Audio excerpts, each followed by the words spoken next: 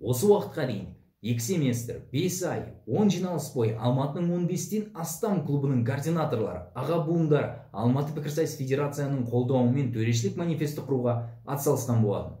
Төрешілік манифест бұл Алматының ортақ төрешілік ететін ережелері. Алматы пікірсайысы жылдан жылға дейін дамып жатыр.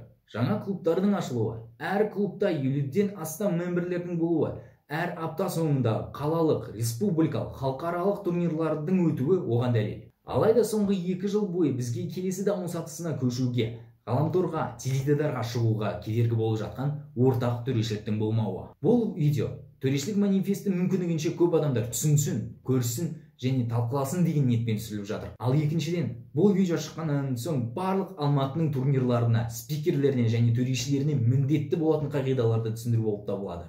Манифесттің өзіне көшсек, төреші неге қарау керек? Біріншіден, релеванттылыққа.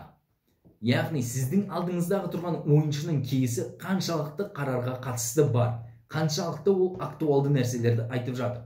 Бұл релеванттылық деген қағида барлық оның дефинициясына, статус-квосына және аргументациясына толықтай бірдей қойылатын талап. Екінші, дәлелдеу. Сіз қашан төрешіге дәлелдедім деп санай аласыз. Егер төреште сонымен және неге деген сұрақтар қалмаған жағдайда, спикер дәлелдеу керек неге осы аргумент және осы не басқа факт нені дәлелдейді екенін. Сөзінде логикалық ой тізбегі болу керек. Бірақ төрешіде тоқтаусыз бұл сұрақтарды қоя бермейді. Егер осы сұрақтардың жауабы абсурдты дүние болатын болса, осы жерде бұл сұрақтарды қою тоқтатылуы керек. Үшінші, маңыздылық. Бұл маңыздылықты екі нәрсемен түсіндірсе болады.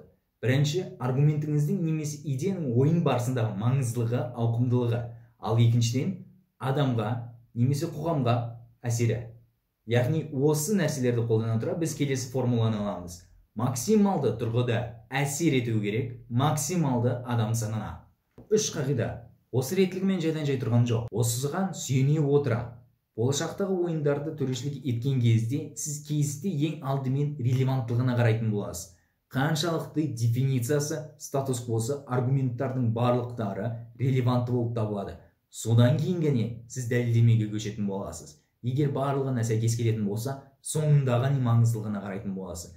Егер ойыншыда дефинициясы, статус-квосы, аргументацияның біреу релевантты болмаса, сіз оны қабылдамайсыз.